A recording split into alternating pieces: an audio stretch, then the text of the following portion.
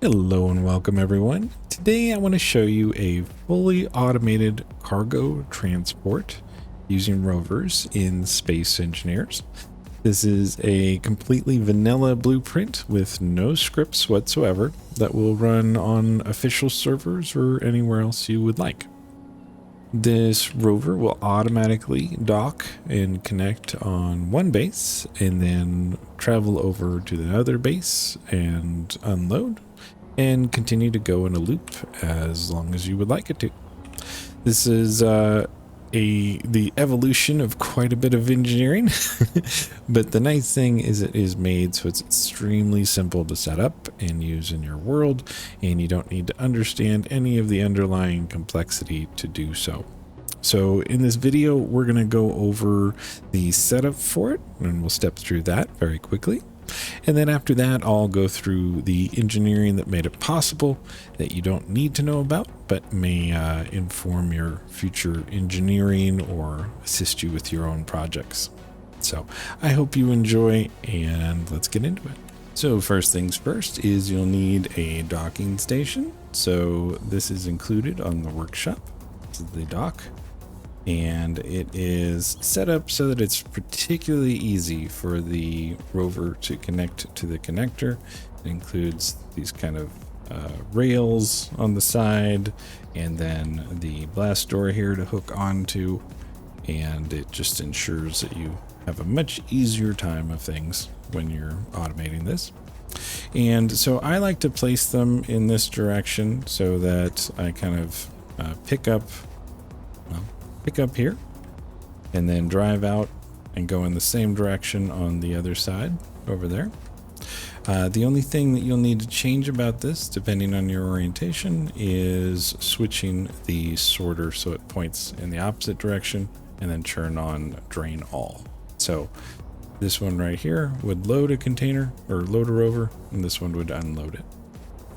If you are going to be transporting very few or light items, I would recommend padding this connector with stone. And that way it just forwards things right through it into the rover. In this case, I'm using solar ore generators to produce stone, and then that gets pushed into this container, and that's used in transport testing. If you are choosing which side to be flatter, choose this entryway. This is the part that will give you the most trouble. And then if you need to extend things, you can do that just like this one here. I added some blocks, the square blocks there, and then stairs. And this is the rover blueprint.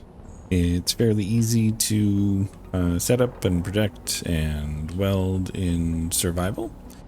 Trying to keep everything pretty much one thick.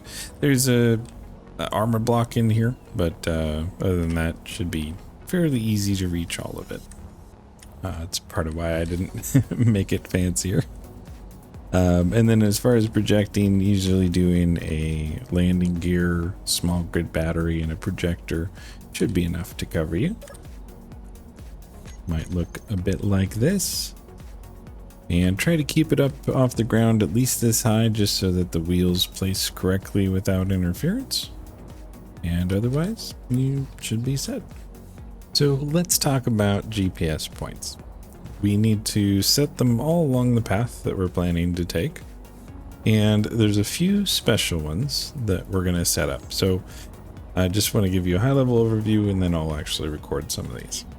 So I want to stop before going up the ramp and label a GPS point before.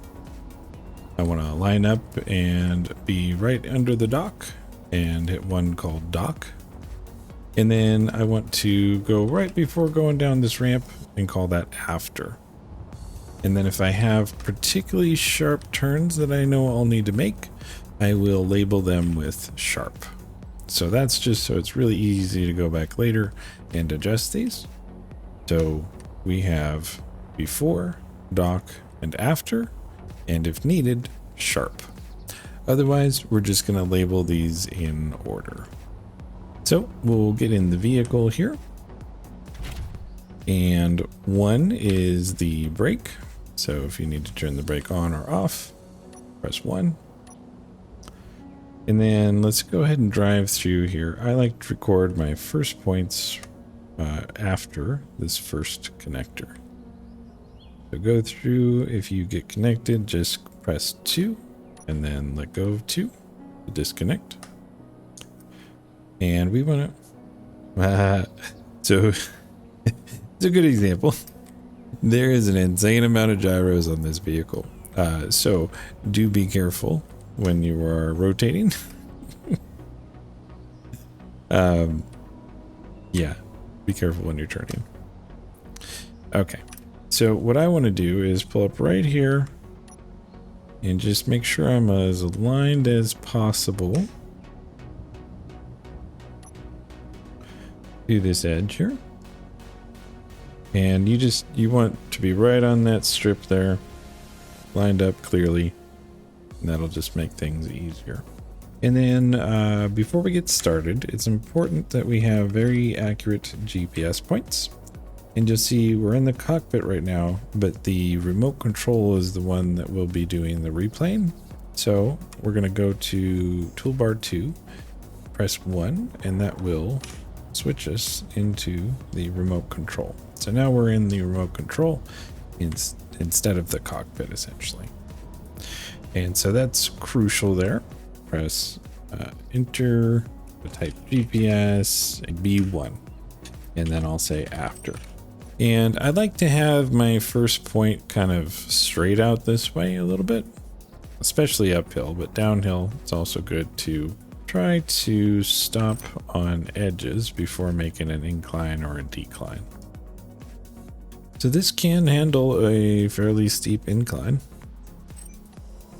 And then we want to try to line up as far ahead and as straight in front of the next base as possible.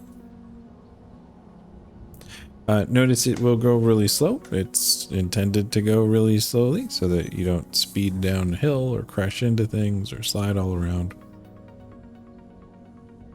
I could do multiple here if I wanted, but I think I'm just going to go straight to the bottom of this.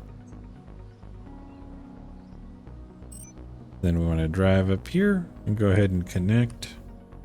And again, just keep this as aligned as possible.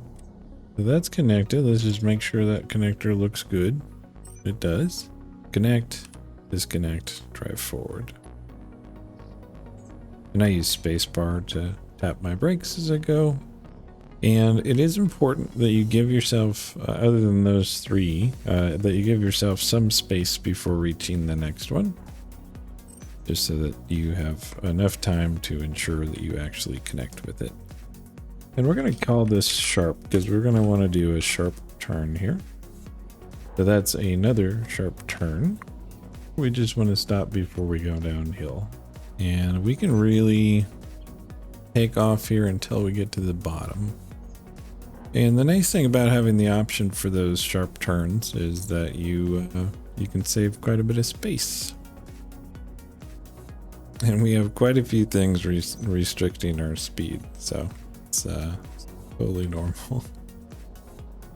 And we really just want to kind of go straight up this hill here. And then we'll do a few sharp turns to turn around. I think right around here should be pretty good. And we'll go a bit past. Now we're definitely going to need to do some sharp turns here. We again don't want to stop too close next to that other one. You don't want to do sharp on a before or after if you can avoid it. Line up nice and careful here, precisely as possible. And there we go. So we have actually finished recording all of our points.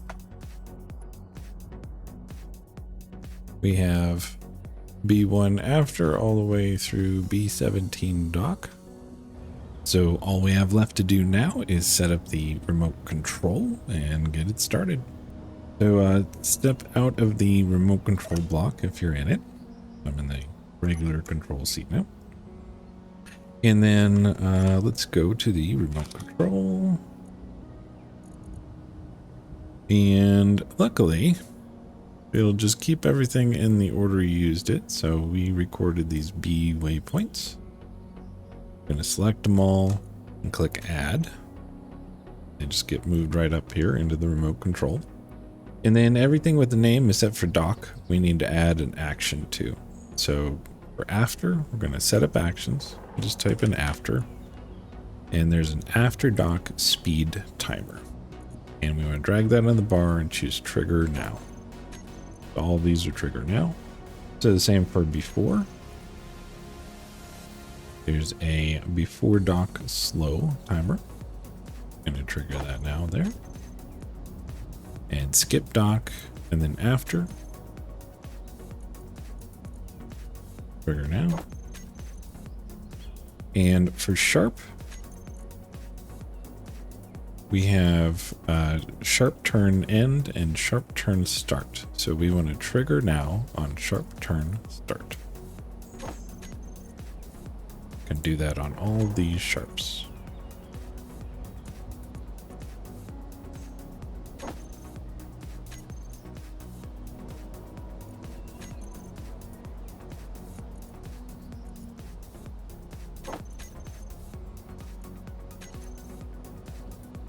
We have a lot of sharp turns here.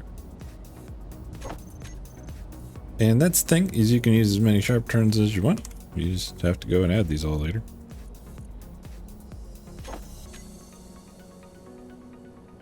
And then on before,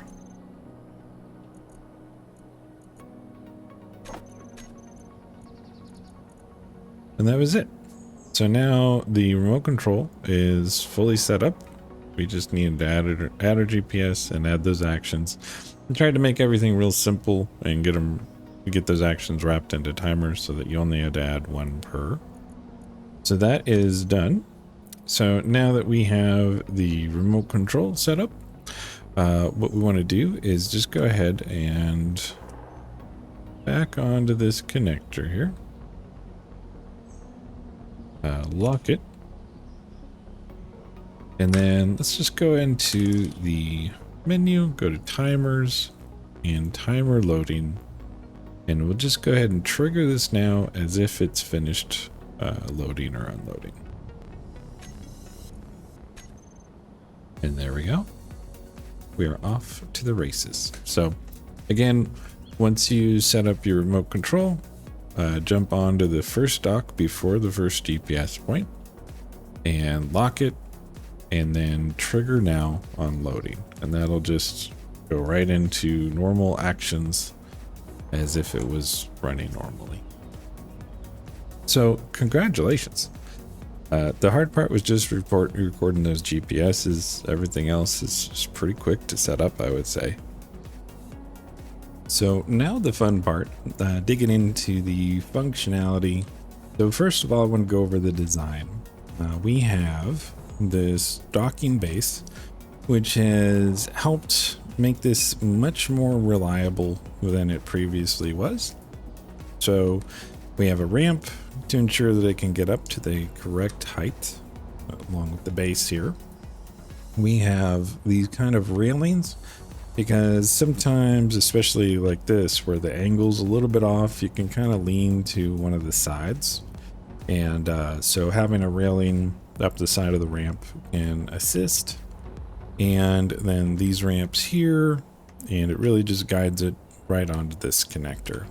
And any previous design that I had was, I just couldn't quite get 100%. I've even had one that would go like all night except for once and miss.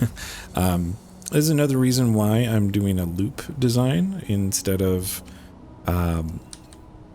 other designs, because as I've been working on this, anytime I had an issue, it was able to just keep going through and do another loop and catch up. So that was kind of nice. And so that's the base. Pretty simple, but just really ensures that it has enough space. You can definitely make these longer, and you could hit the brakes while you're on top of the ramp, but if you're not careful, you can kind of launch yourself with this shorter ramp. So important there. And then the design of the Rover. So I have used smaller wheels previously, and I ran into a number of different problems where I would kind of bottom out going up the ramp. And so my goal with this is making it as reliable as possible. So I did switch to the larger wheels and haven't had any issue with clearance ever since. So this has been working great so far. So that's why the larger wheels. The design is really minimal, so that it's super easy to hand weld as needed early in survival. I've used this on official servers and really wasn't that bad. And then the wheels on the side, they're just to help align on the ramp. They've been pretty useful for that. Tried to raise them so that they just touch on the second level of the ramp, so those railings work there. You can definitely adjust these more as needed. And the hook on the back is one of the more important parts. This is a non-subgrid, essentially, way to handle movement and docking and being sure that it's going to hit that connector every single time. And so it's been very valuable and helpful. So that's kind of the design of the vehicle and the dock. Again, if you have any questions, let me know. And let's go ahead and dig into the functions. And so we'll start with the events. So first of all, auto connect. Auto connect does a lot. I find that with any sort of automation, especially like atmospheric vehicles, having auto connect works better than anything, because instead of triggering at a certain time connect, I just wait for it to be able to connect, and it works great. So this monitors the connector. When it's ready to connect, it will connect. So let's look at these actions. So first thing, it will lock. Then it turns itself off. So this is important with any sort of automation. I do have auto connect on, but I want to make sure I turn it off as soon as I connect so that I don't instantly reconnect later when I try to leave.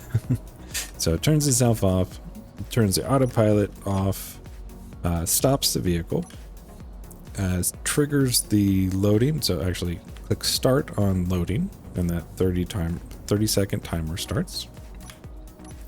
And then the recharge the battery, just in case if you have some larger journeys. That's not usually required, but just to be sure it's charged, I do set it to recharge. And then I retract the hook on the back, essentially the stopper. And that's it for auto connect. It's a lot. And then these two are, as seen in my last video, the brake is crucial in this whole setup. I need to be able to for sure trigger the brake on or off at any moment's notice. And so that I don't need to know what the current state is, I use these two events. So this brake trigger is what I switch to turn the brake on or off. It doesn't have any functionality itself.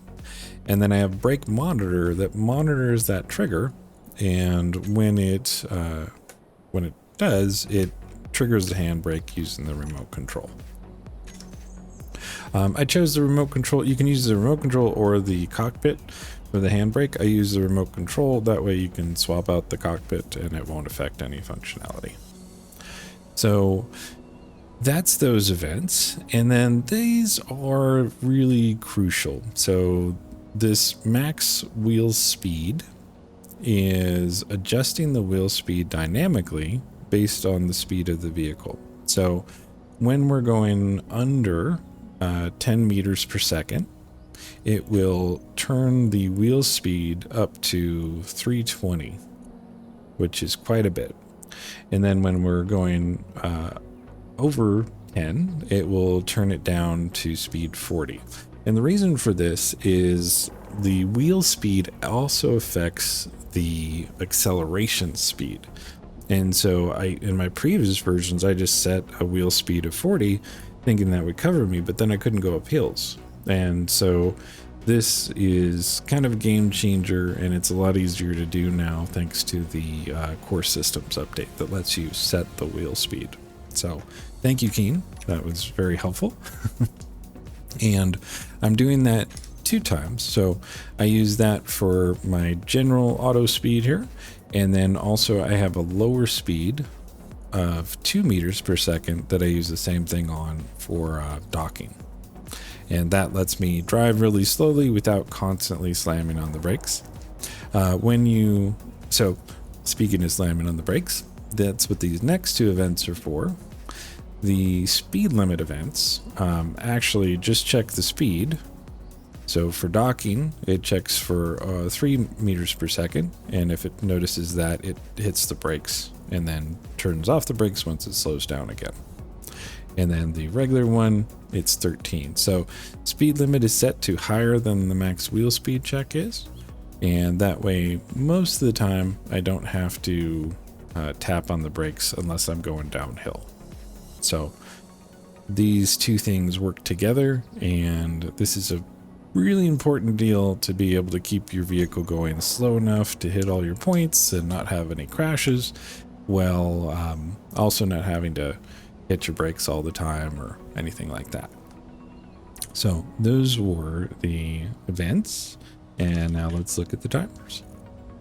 So the timers, I have the after dock one. So the first timer we hit when we started, it will turn. Well, what it needs to do after you've docked is it needs to swap your speed limits from the slow docking speed limit to the faster normal speed limit. And so we're just turning some off and some on.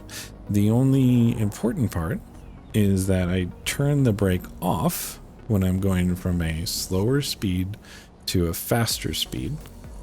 And then what we'll see when we actually before dock, I hit the brakes to go from a faster speed to a lower one. And that just ensures that these are monitoring the event correctly and swapping successfully. You can't run both speed limit types at the same time. So, that's a lot to say. Next is before dock slow. So this is what we call before we're going to dock. And on that one, I turn on the auto connect event. So that's ready to roll. And then I do, like I mentioned, I turn the brake on before swapping to the lower speed limit for docking with those events. And then I extend the stopper, the hook on the back. And in this case, I trigger another timer, gyro low start. And this just turns most of the gyros off so that we get a little better grip when we're going up the hill. So we'll see that momentarily here. Actually, we can watch this. You can see the tire extend on the top when we hit here. So cool. Let's go back to here. And then go is just simply I'm just increasing setting the propulsion of all the wheels to 50%, positive on one side and negative on the other side. And then because I called go, I also ensure the brake is off. And then, like I said, gyro start and end just sets the power of the of half of the gyros to 0 for 6 seconds. And then loading. Take a look at this. When we're done loading after those 30 seconds there, we enable auto on the battery. We unlock the connector. We trigger go and autopilot on. So I actually keep that pretty simple there. And then sharp turn, start and end. What they simply do is they lower the wheel friction from the normal 30% that I run down to 10%. And then it starts a timer on the sharp turn end. And that's a 3-second timer. And that's plenty of time for it to quickly use the gyros to turn and then go back to normal driving.